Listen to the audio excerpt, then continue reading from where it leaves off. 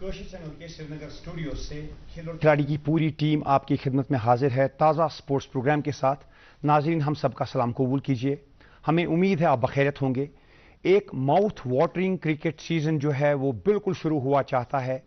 Asia cup, Australia south Africa series, इसके अलावा Australia Bharat series, limited over series, और इसी तरह से England New Zealand limited over series, और फिर क्रिकेट वर्ल्ड कप जो कि आइसिंग ऑन द केक है।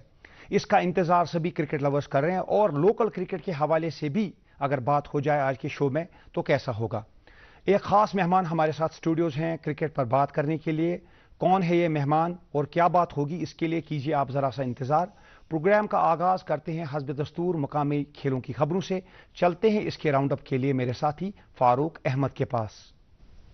अस्सलाम वालेकुम नाजरीन, आपका दोस्त आपकी खिदमत में हाजिर। नाजरीन किराम, यहाँ पर आपके लिए पेश होता है हफ्ते भर के मौकामी खेलों से तरतीब दिया हुआ हमारा खास सेगमेंट लोकल राउंड अप। आइए देखते हैं।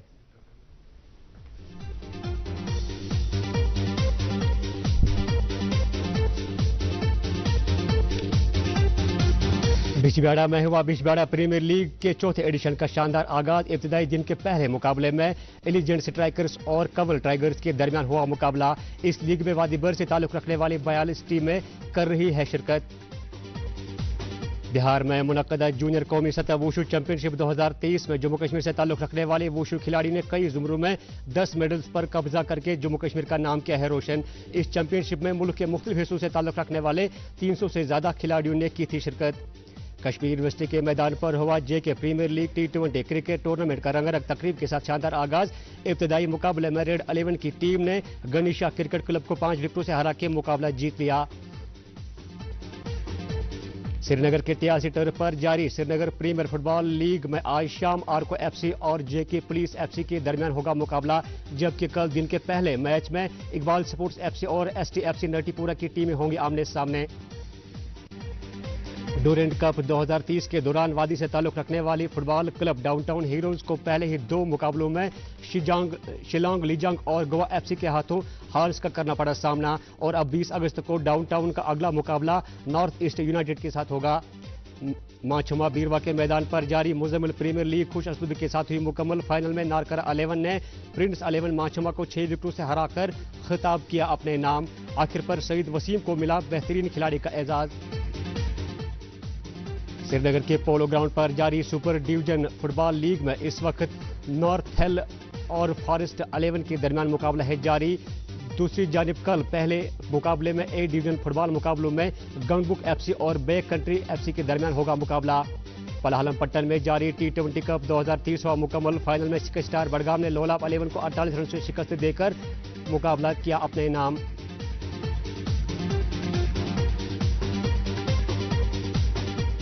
महाराष्ट्र में मुनक्कदा कौमी पेंचक सिलात चैंपियनशिप 2030 हुई अख्ताम पजीर, जिसमें जम्मू कश्मीर से वाबस्ता खिलाड़ियों ने तीसरा मुकाम किया है हासिल। इस चैंपियनशिप में मुल्क के मुख्तलिफ रियासतों से वाबस्ता 500 से जायद खिलाड़ियों ने की थी शिरकत।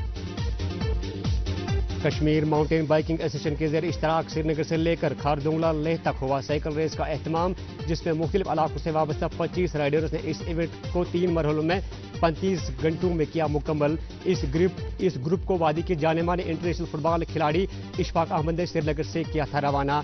पलालम पट्टन में जारी किंग्स फुटबॉल टूर्नामेंट 2030 के एक अहम मुकाबले में हैदरिया तुलमुल एफसी ने गैलेक्सी एफसी को 4-1 के स्कोर से हरा के मुकाबला जीत लिया। पुलवामा में जारी कुंगपोश प्रीमियर लीग के एक अहम मुकाबले में असाबिर क्रिकेट क्लब ने शेखुल आलम क्रिकेट क्लब बडगाम को 6 विकेटों से हरा के मुकाबला जीत लिया। तो नाज़रीन, था मुकामी खेल खबरों का अहवाल। उम्मीद करते हैं आपको पसंद आया होगा। नाज़रीन, मजीद क्या कुछ है प्रोग्राम में आगे खास, वो सब जानने के लिए चलते हैं एक बार फिर वापस मेरे साथी इमरान गुल के पास।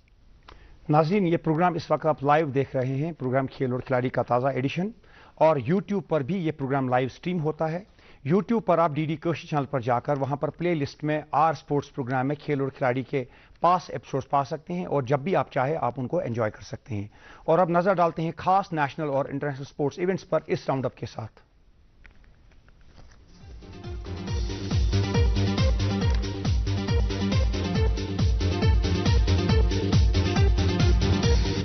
इतवार को हो रहा है भारत की एशिया कप क्रिकेट स्क्वाड का ऐलान। किस खिलाड़ी को मिलेगी जगह और कौन होगा ड्रॉप, इस पर अभी भी है सस्पेंस बरकरार।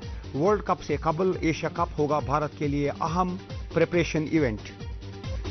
एशियन चैंपियंस ट्रॉफी में मलेशिया को हराकर भारत की हॉकी टीम ने की फतेह हासिल और बुलंद हौसलों के साथ अब भारत की टीम करेगी एशियन गेम्स में शिरकत। वहां पर हो सकता है हासिल भारत को ओलंपिक बर्थ। भारत और आयरलैंड आज से कर रहे हैं 3 T20 मैचेस की सीरीज का आगाज। आज मेलाहाई डबलिन में पहला T20 खेला जाएगा। इस सीरीज में भारत की क़यादत कर रहे हैं जसप्रीत बुमराह। कल से बुडापेस्ट हंगरी में वर्ल्ड एथलेटिक चैंपियनशिप होगी शुरू।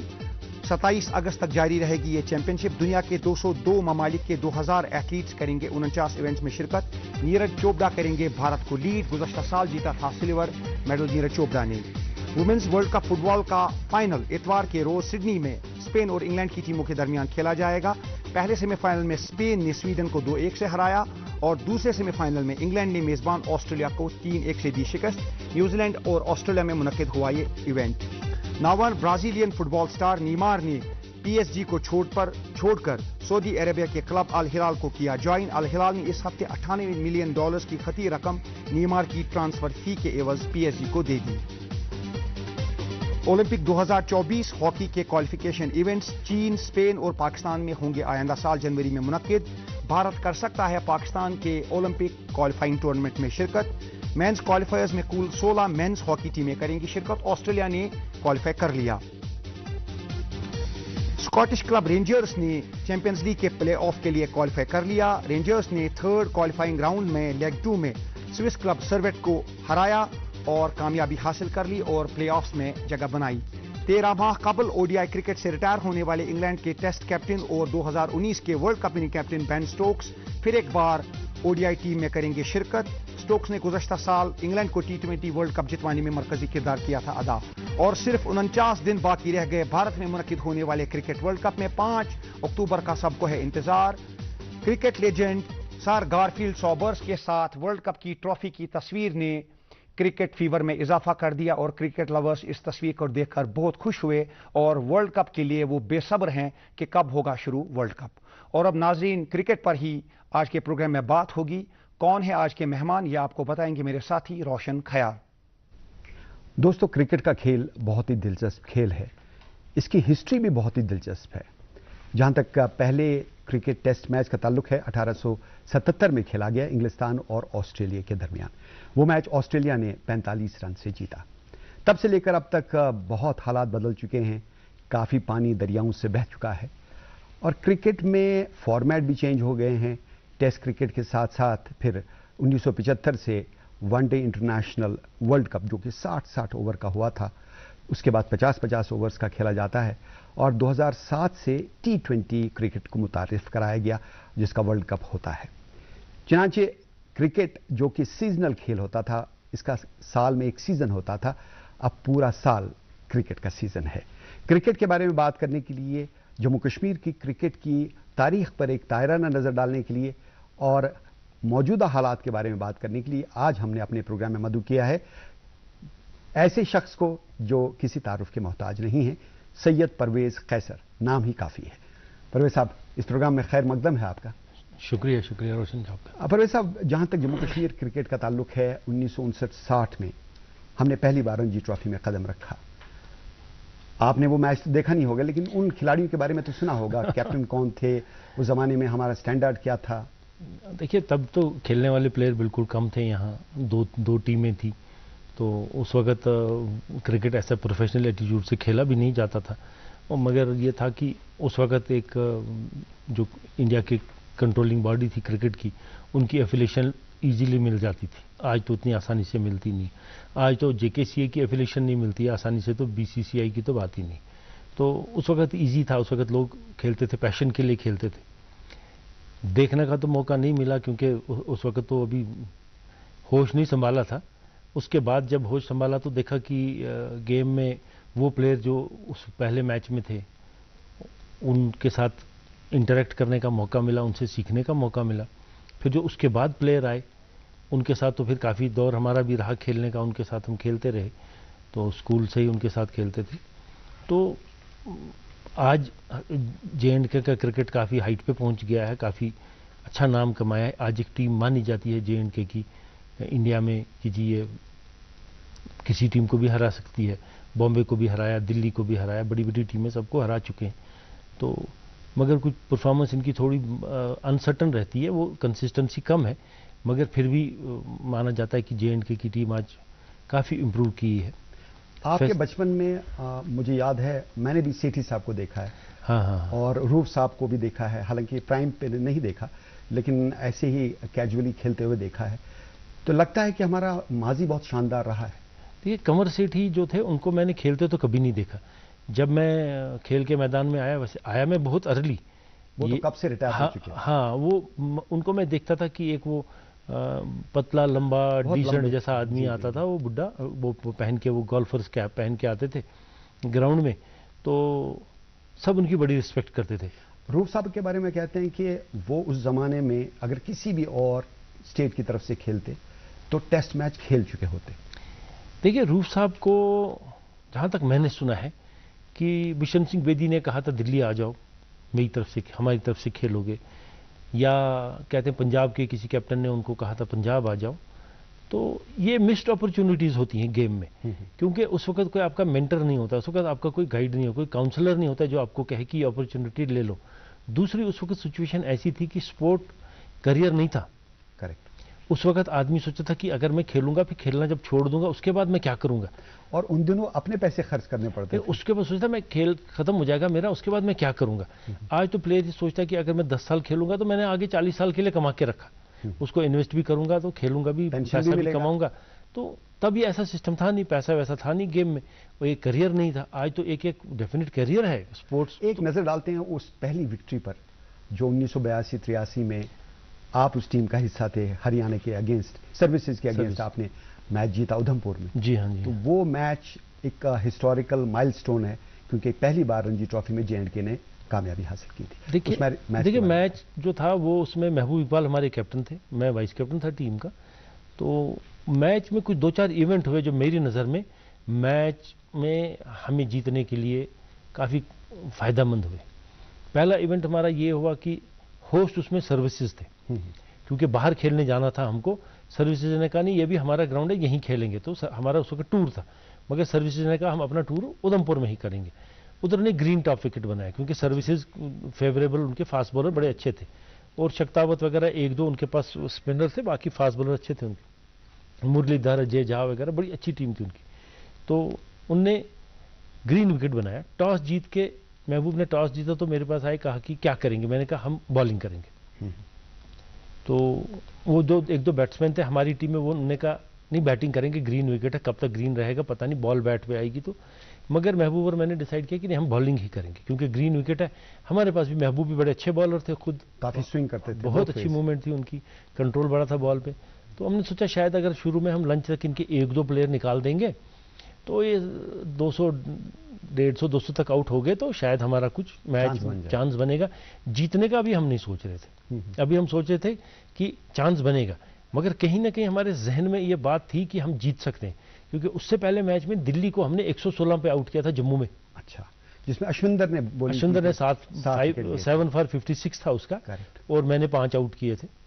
तो वो 116 पे आउट करके हमें थोड़ा सा कॉन्फिडेंस आ गया था कि जब दिल्ली को हम 116 ऑल आउट कर सकते हैं तो सर्विसेज को भी हम, मगर सर्विसेज का ओपनर था, घोष ओपनर था सर्विसेज का, वो दिल्ली के अगेंस्ट उससे पहले मैच में 163 बना के आया था।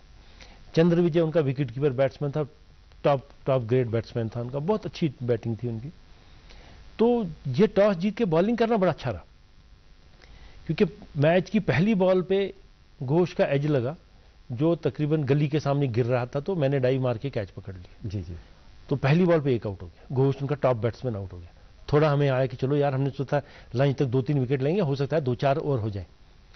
तो उसके बाद चलता रहा थोड़ा सा। तो तीसरे ओवर की पहली बॉल, चंद्र विजय बैटिंग करने आए थे, वो तीसरे ओवर की पहली बॉल उन्हें स्टांस क्रीज के बाहर लिया। ओके, क्रीज के बाहर खड़े हुए और आप बिल्कुल विकेट तो मैंने कहा वो चंद्र विजय दोस्त भी था, मैंने उसको कहा विजय तुम क्रीज के बाहर खड़े हो, का आउट कर ले। मैंने महबूब को कहा, इशारा किया इसको इन स्विंग मारो टोज पे। महबूब ने टोज पे इन स्विंग मारी, वो स्टंप हो गया, लेग स्टंप के बाहर, वो स्टंप हो गया। ओके, 0 पे। 72 ऑल आउट होगी टीम। हमने सोचा ही नहीं था कि 72 ऑल आउट हो जाएगी टीम। अच्छा, उससे हम इतने एनकरेज हुए, हमने कुछ 340 रन बनाए, हर प्लेयर ने कंट्रीब्यूट किया। तो 340 रन बना के काफी अच्छा हमने उनको 270 या कितनी की हमने लीड दी। तो सर्विस पे बड़ा प्रेशर आ गया। उन्हें दूसरी इनिंग में उन्हें जल्दी जल्दी रन बनाए, तो उन्हें हमको लास्ट डे पर उन्हें हमको लंच टाइम के आसपास डिक्लेयर करके दिया, ऑल आउट किया हमने उनको। 72 टू विन, 72 टू विन हमें था, क्योंकि अदरवाइज वो फर्स्ट इनिंग लीड पे आप जीत जाते। हाँ, उन्होंने कहा आउटराइट हम जीत 7, मगर वो नहीं बना सके रन ज्यादा। 72 टू विन था, 72 विन था। तो हमने पहली इनिंग में पेट भर गया था हमारा रन बना के, 340 बहुत होते हैं। तो हमने क्या किया, हमने दूसरे 1 रन पे 4 आउट हो गए हमारे। My God.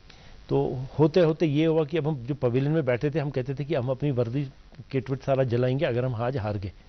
तो उसके बाद 30 पे 6, तो सिचुएशन बड़ी खराब होगी। तो फिर मेरा क्लबमेट था अशंदर और मैं इकट्ठे आए बैटिंग करने उस स्टेज पे। फिर हमने वहां से, उस वक्त हमको 42 रन चाहिए थे। फिर हमने धीरे धीरे रन बनाने स्टार्ट किए। पहले मैंने जाके एग्रेशन स्टार्ट किया। फील्डर सर पे थे, वो मुरलीधर इन स्विंगर था, उनका लेफ्ट हैंड काफी पूरा अम्ब्रेला वो फील्ड काफी हाइट से बॉल फेंकता था, तकरीबन 6.5 फुट का था और हाथ उठा के 9 फुट से बॉल फेंकता था। काफी पेस भी अच्छी थी। जब फील्डर सारे नजदीक से, तो मैंने उसकी 2 बॉलों को 2 चौके मारे उठा के, तो फील्डर थोड़े थोड़े दूर होने लगे। मगर वो अपनी जगह कॉन्फिडेंट थे कि ये क्या 2 चौके मारेंगे फिर क्या होगा। जब फील्डर दूर हो गए, फिर अशंदर ने और मैंने किया टच और रन, क्योंकि हम क्लब में भी बहुत इकट्ठे खेलते थे। बॉल को टच किया, रन ले गए, रन। तो टी टाइम तक हम खेलते रहे। टी के लास्ट ओवर में बिफोर टी हमको 4 रन टू विन था। तो मैं बैटिंग कर रहा था, 6 बॉलें मैंने उस शक्तावत की खेली, मगर मैं उसको वो 4 रन नहीं बना। बॉलिंग अच्छी थी, नहीं मरा। और मुझे ये भी कॉन्फिडेंट नहीं था मैं कि जो अगर मैं आउट हो गया तो 4 रन बनेंगे। फिर टी के बाद अशंदर ने फिर 5 बॉलें उसने भी सीधी खेल ली। लास्ट बॉल में चौहान था उनका एक ऑफ स्पिनर बैट्समैन बहुत अच्छा, उसको उसने फिर लास्ट बॉल पे चौका मारा। तो इस तरह चौके से हमारी हिस्ट्री बन गई। अब देखिए, वहां से चलते हैं 2015 की तरफ। जे&के की टीम जाती है वानखेड़े स्टेडियम, हाँ, और मुंबई को हराती है। देखिए, वही मैंने आपको शुरू में बताया कि जो जम्मू कश्मीर की टीम काफ़ी आगे आई है, फैसिलिटीज़ बहुत मिल गई हैं, बेनिफिट्स बहुत हैं प्लेयर्स को, एक प्रोफेशनल करियर बन रहा है प्लेयरों का। उसकी वजह से प्लेयर एनकरेज होते हैं। आज माँ बाप कहते हैं बच्चे को खेलो। हमारे वक्त माँ बाप कहते थे अगर खेलने गया आएगा घर में टांगे तोड़ूंगा। हमारे घर में वो सिस्टम नहीं था। वैसे बाकी मैंने हमारे आमतौर पे वक्त जाया करना माना जाता था। हमारे घर में वैसा, क्योंकि हमारे माँ बाप जो वक्त में मुझे याद है कि पैसा मिलता नहीं था प्लेयर को, नहीं, कुछ नहीं। अपना पैसा खर्च करना पड़ता था, अपना इक्विपमेंट लाना पड़ता था। पूरी टीम के पास 1 या 2 बल्ले होते थे। यहां तक कि रूफ साहब ने एक बार बताया कि पैड्स फटे हुए होते थे, खाना खाने के पैसे नहीं होते थे, टूर पे जाते थे, चावल नहीं अफोर्ड कर सकते थे, वहां केले खा के गुजारा करना पड़ता था।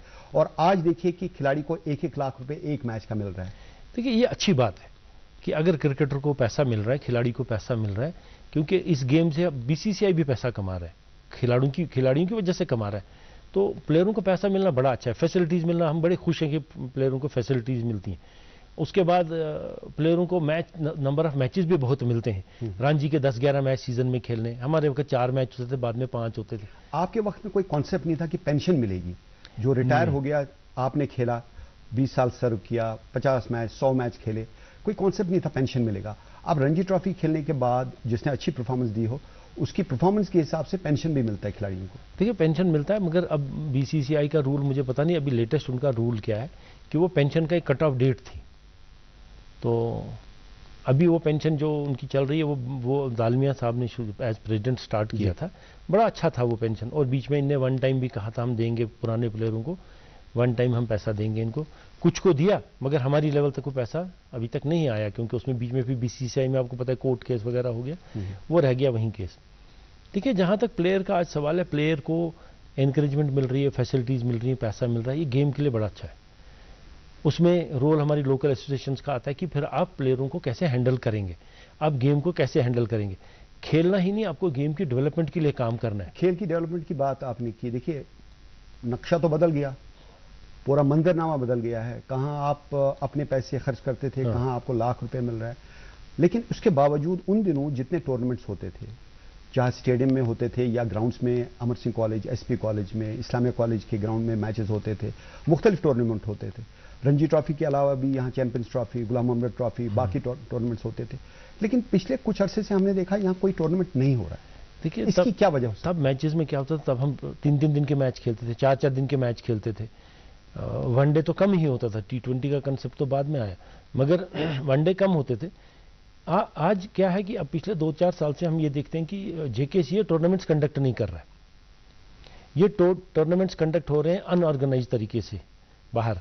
फिर जेकेसीए लेटर निकालता है कि जी, नोटिस निकालता है कि जी आप सॉरी जो प्लेयर्स हैं वो इन टूर्नामेंट्स में नहीं खेलें। ये जेकेसीए का जो प्लान है ये गलत है।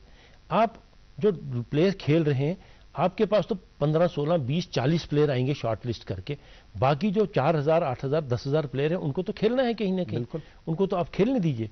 मगर एज क्रिकेट गवर्निंग बॉडी जेकेसीए का काम होना चाहिए था कि ये टूर्नामेंट रेगुलेट करने। अभी आपने न्यूज में बताया कि इधर केपीएल चल रहा है, सेकंड एडिशन, वो तो प्राइवेट लेवल पे कर रहे हैं। आपको पता है एंट्री फीस कितनी है उसकी? 1,65,000। Can you imagine? My God, 1,65,000 है। क्लबों को लोन लेना पड़ता है मैच में फीस भरने, टूर्नामेंट में फीस भरने के लिए। ऐसे किसी टूर्नामेंट में 1 लाख है, किसी में 2 लाख है, किसी में 50,000। जेकेसीए अगर ये टूर्नामेंट्स रेगुलेट करे, जो इनमें बेटिंग की न्यूज आती है, ऑर्गेनाइज ज्यादा नहीं कर सकते, कम से कम रेगुलेट करे, अपना ऑब्जर्वर भेजे, फीस क्या है, इतनी फीस नहीं लो, ये कंट्रोल करे उस पर, प्लेयर भी खुश हो जाएंगे, बाकी लोग भी, हम भी खुश हो जाएंगे कि जेकेसीए कोई डेवलपमेंट का काम कर रहा है। आपके पास ग्राउंड 1.5 है टोटल जेकेसीए का, जिसमें आप आपस में मैच साल भर खेलते रहते हैं, फिर आप बाहर खेलने जाते हैं। आपने तो अननोन प्लेयर को खेला ही नहीं, आपने तो आपस में मैच खेले। ये तो घर में आप आपस में खेल रहे हैं, उसके बाद बल्कि होना ये चाहिए था कि जैसे आपने फरमाया कि बहुत सारे टूर्नामेंट्स होते, 2 टीमें बनती, जम्मू और कश्मीर की टीम बनती, फिर यूनाइटेड टीम बनती, सर्दियों में बाहर जाते, मुख्तलिफ स्टेट्स में खेलते, वहां का एक्सपोजर हासिल करते, उससे हमारे खिलाड़ियों की अभी हमारी टीम गई है बाहर खेलने, अभी हमारी टीम इनने एक बनाई है, बाहर गई है खेलने। देखिए बात है कि लोकल, आपके पास जो लोकल टैलेंट है, आप उसको कैसे ढूंढेंगे कैसे? जब लोकल टूर्नामेंट्स होंगे, सही बात, जब वो प्लेयर बड़े प्लेयरों के साथ खेलेगा हमारे, जब वो बड़े ग्राउंड में खेलेगा, छोटे छोटे पोस्टेज स्टैंपों में छक्के मारना तो आसान है, या जहां पर वो आपके वो लोकल टर्फ होते हैं, नीचे पत्थर होते हैं, तो बॉल शूट करके जाती है, तो फास्ट बॉलर अपने आप को थॉमसन समझता है। जब आप बड़े ग्राउंड में अमर सिंह क्लब में खेलेंगे तो आपको लगेगा कि नहीं जी, मेरी कैपेसिटी क्या है, और आप अच्छे प्लेयरों के साथ खेलेंगे आपको, तो उससे क्या, जो हमारा लोकल टैलेंट है, मैं कहता हूं 10,000 प्लेयर अगर यहां खेलते हैं क्रिकेट, तो आपको 100 प्लेयर और नया अच्छा नहीं मिलेगा। ये जो टैलेंट स्काउटिंग का एक उनसुर है, आपके पास भी कुछ आए थे दिल्ली कैपिटल्स वाले, वो आपके साथ उनने कुछ 15-20 दिन, और यहाँ पे आपने उनको गाइड किया था, स्काउटिंग मुख्तलिफ खिलाड़ी स्काउट, हमने पूरी स्टेट के खिलाड़ी लाके किया। तो ऐसे जो हरकत है या ऐसे एडवेंचर्स जो हैं, they should be repeated several times. सीधी सी बात मैं यही कहता हूं कि जो क्रिकेट एसोसिएशन के पास पैसा है, क्रिकेट एसोसिएशन के पास रिसोर्सेज है, ऑल इंडिया लेवल पर, ये मैं अपनी एसोसिएशन की बात नहीं कर रहा, यहाँ हर एक एसोसिएशन को काफी पैसा मिलता है, जैसे यहाँ हमारी एसोसिएशन को 25 करोड़ मिलते हैं। अभी आप देखिए वर्ल्ड कप यहाँ होगा तो उसमें शेयर इनको ज्यादा मिलेगा। अब उस पैसे को आपने सैलरियां, और हर साल ये पैसा मिलता है, और ये पैसा वन टाइम पैसा नहीं, ये वो पैसा नहीं है जो प्लेयरों की फीस है, वो तो बोर्ड से डायरेक्ट आता है, ये डेवलपमेंट का पैसा है। बिल्कुल। अब आप डेवलपमेंट के नाम पर कुछ कर नहीं रहे।